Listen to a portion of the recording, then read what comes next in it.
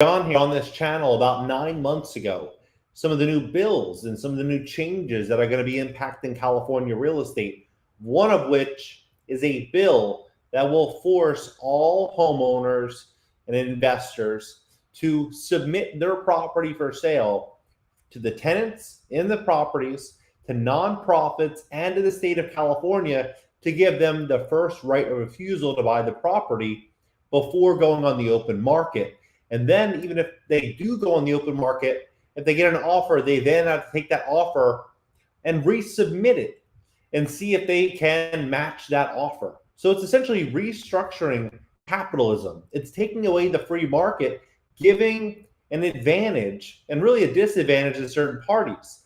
Now, when we walk through this, just know that what generally happens in California will happen most likely in other places like New York and Boston and Chicago and Seattle. And it will continue to kind of change. And what I think we're likely going to see throughout the pandemic is going to be more protections, more provisions that are going to be, for the tenant, right? And so that could be a very good thing, could be a bad thing. It depends on which side you're on. But one thing that's going to be clear is that change is coming. That's without a doubt here. And home affordability is, it's at levels that we've never seen before. It's so hard to buy a first-time property. So it's challenging to balance. Now, I don't believe that BlackRock and Blackstone and these private equity firms should run out there and be able to really buy all the properties. But at the same time, the state of California shouldn't be able to do that either and simply operate as their own fund. And that is essentially what is happening right now. Now, I'm going to walk you through this. Before I do, I want to say what's up to the chat. What's up, everybody? Hit that like button, and YouTube's going to share this content, and more people in California, homeowners, property owners, investors, people that don't know what's going on, they'll likely get this video suggested to them. YouTube will suggest this content to the people in California. Hit that like button, you'll maybe wake somebody up. So should renters get first dibs in the Bay Area real estate deals? They always pitch it as though it's going to be, in the best interest of the renters. But in reality, I think that this has very little to do with the renters and more about the idea of controlling the assets inside of the state of California. Now, this came out today, this morning, as the Bay Area grasps for new ways to quell its affordable housing shortage. Several cities are considering controversial policies that would give some tenants a shot at buying their homes, a move that's sharply dividing property owners and renters. Another thing that could greatly help the tenants of California would be a restructuring of zoning and regulation throughout landlord tenant law in California, incentivizing builders to actually build properties rather than penalizing them.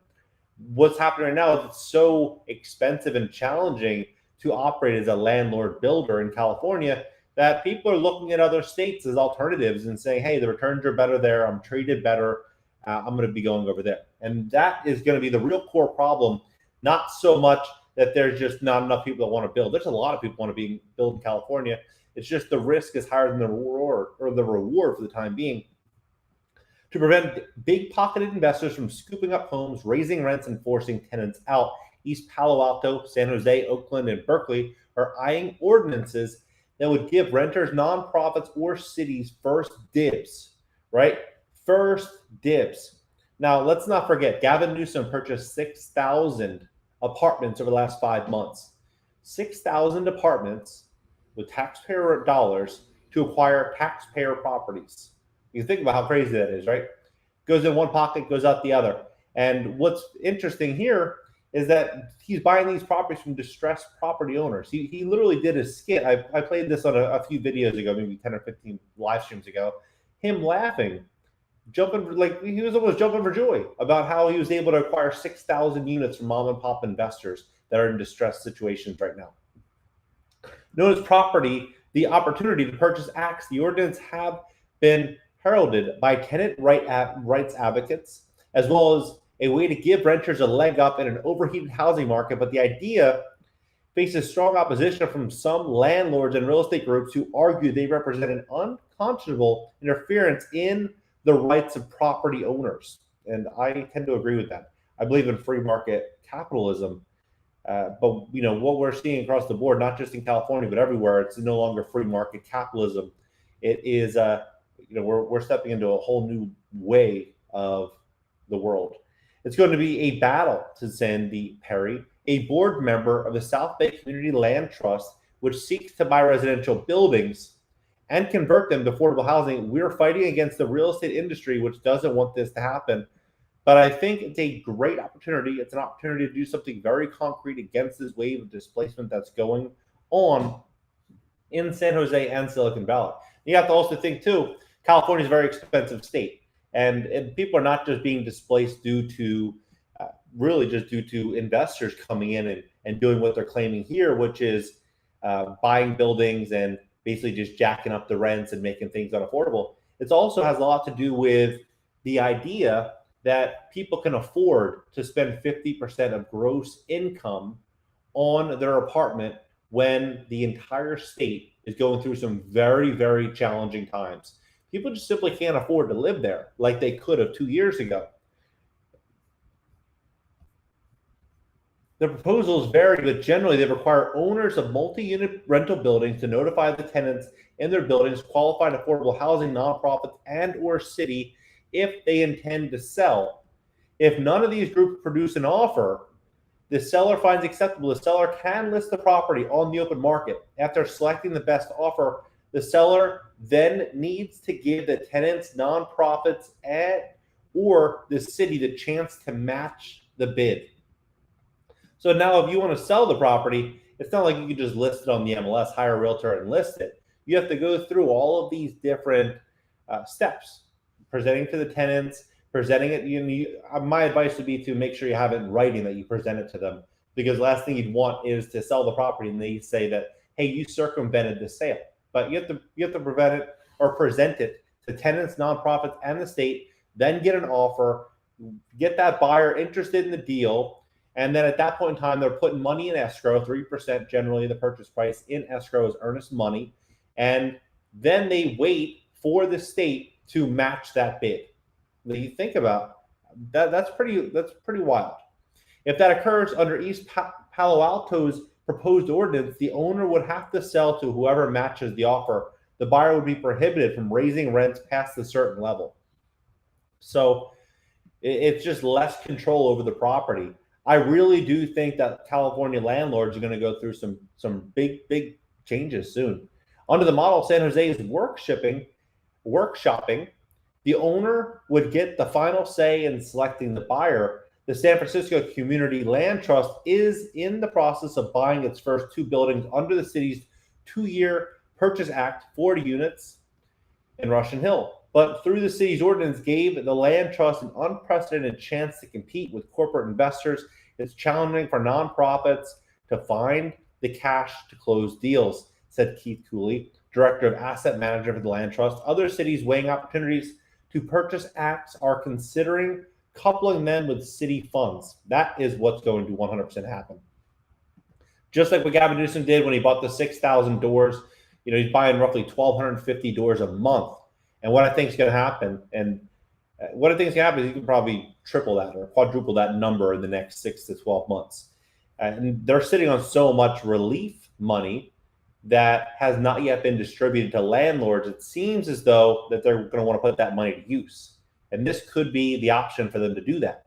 At an East Palo Alto City Council meeting earlier this month, heated debate over the city's proposed Purchase Act lasted until midnight, forcing council members to postpone their vote. Opponents called for the proposed ordinance unconstitutional and said it amounted to a hostile takeover of people's houses, while supporters said it might be their only means of ever buying property. The city council is set to revisit the item Wednesday. Well, one thing is for sure, if the economy doesn't fully open in California, it's going to get harder and harder for everybody to buy properties that is not coming from from either a great and wealthy family or a great company or having some serious backing.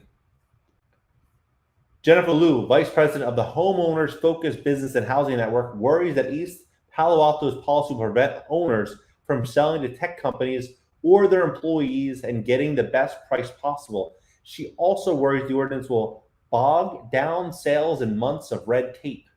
Yeah, I mean, generally when you buy a property or sell a property, the first 17 to 21 days are basically the whole transaction. Typical escrow is 30 to 45 days. Generally, a good agent will negotiate like a 7 or 10-day contingency period for inspections for buyers to go out there and do their homework and due diligence. And then the loan appraisal will take between 17 and 21 days. When all that stuff is done, there's about a week for the lender to do their thing and close the transaction, right? Well, now, if there's all this disclosure that has to be done with both tenants, nonprofits, and the state, both before and after the transaction, it's going to make things very time consuming for both the homeowner, and then when it comes time for the actual sale to occur, this could, I would imagine, this could definitely delay things, and that we could see more and more deals fall apart. These homeowners or new homeowners that are intending to go to California to buy property, they see what the homeowner's going through just to buy in that state. It's pretty discouraging. I would imagine that we were going to see more cancellations of contracts in the state of California if this does go through. Those are my lifetime savings for my retirement, Lou said of her real estate investments. So my concern is that later when I need to sell, when I need the money and I need to sell, I cannot sell it. And the price would be discounted because of this policy. I'm deeply concerned, and with very good merit and reason. The ordinance wouldn't impact a huge number of sales in East Palo Alto, according to the city analysis. Owner-occupied single-family homes, duplexes, triplexes would be exempt based on historical sales data. Fewer than 23 single-family homes and 7 multi-unit buildings would be subject to the ordinance each year. Now, one thing that we've all seen is them move the needle, right? They start with something and then it keeps getting moved and moved and moved. This is, I think, one of those things where it's going to start at one place and then it's going to move, and then it's going to move again and move again. And before you know it, we're going to see a whole different type of experience for both property owners, tenants, for everything. We're really seeing a whole restructuring of capitalism in California. In Oakland, a group of tenants last week convinced their landlord to sell their Fruitvale building for $3.3 million. The Oakland Community Land Trust is poised to buy it and help the tenants become partial owners. But the process took more than 2 years of rent strikes and protests, including recent. This is wild. The owner basically was pushed into a corner.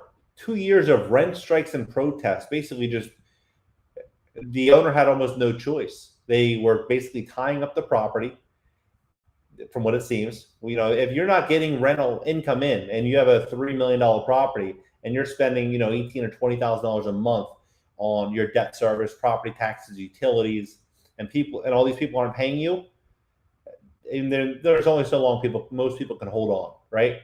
And they have, that just goes to show, though, the mind frame, the mindset in the state of California right now, in the division between both landlords and tenants. It's a shame.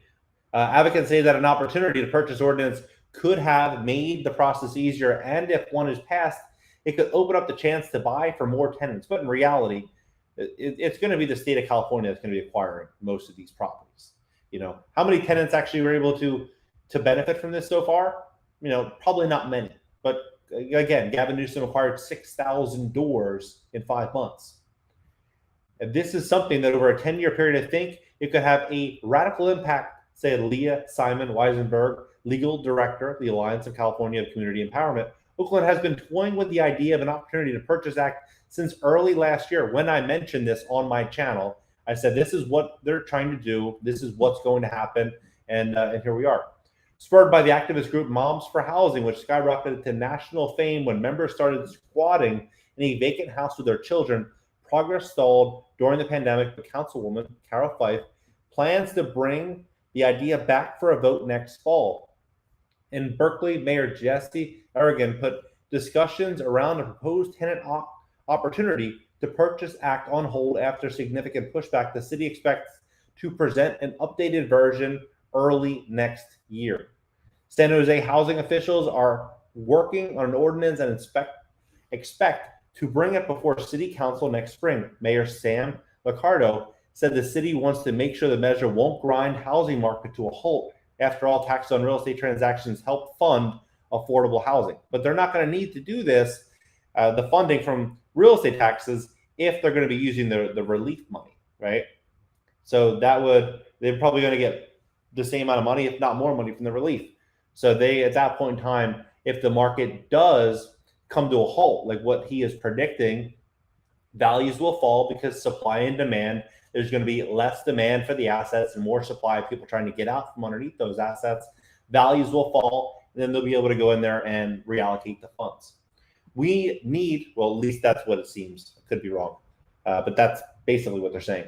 We need people to be able to engage in the market without thinking, hey, in San Jose, you're never going to be able to actually be able to transact in a sale because of the red tape.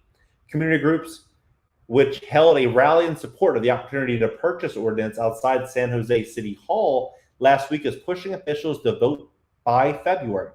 We're hoping that this policy will give folks the opportunity to remain in the communities that they currently are, remain in the housing that they currently are, right? And so how can they do that with all of these new changes that are coming to the economy in California? Rents would need to plummet for people to be able to afford it across the board, because come the next 2 weeks, you're going to start to see a real big change in California, really across everywhere. Community organizing and policy manager for the group, and not be displaced once the property is sold. So what do you guys think about this? What do you guys think about this? Now, I personally think that California real estate is extremely, extremely expensive. I think that people, should have the opportunity to acquire properties. Obviously, I'm not saying that private equity firms should get their way or tenants should get their way. But looking at things the way that they are right now, is that the scoreboard is positioned for the elite, the wealthy, the rich, to continue grabbing more power and more money and more property. There's no doubt about it. When you're shutting down the businesses in California that are small mom and pops, what's going to happen? The renters are going to be struggling, and the big corporations are going to be winning 10, 20x. And then what are they going to do? They're going to run out and try to put that money to work and go out there and buy property, right? That's not the answer, obviously. But this also isn't the answer either, because the people that are going to be impacted by this are going to be the same, small business owners that own a duplex or a triplex or a fourplex. It's going to make things so much harder on the people that are already on their knees right now. These mom and pop investors that own a business that are struggling are now going to be pushed into this potential corner, which is going to make things just so much worse for them, which is also going to make things even better for the state of California and the big corporations that, are really in the position of power here. But what do you guys think? Do you guys agree with me or disagree with me? Yeah, it's pretty crazy. It's pretty crazy. But I wanted to hop on here, a quick live stream, and let you guys know, because I was pretty blown away, because I reported on this, as I mentioned, like 9 months ago, or maybe almost 12 months ago, saying, hey, this is probably what's going to happen, most likely. I'd probably bet on it. And then right as I was about to leave the office, I saw this article. I'm like, oh, I'm going to hop on here and share this, because it's crazy. It is going to happen. This is going to happen. We need to pay a close eye on this. If you're thinking about investing in real estate, be sure you're paying attention to the policies inside the market in which you intend to invest, because things are changing and they're changing fast. Catch you guys later.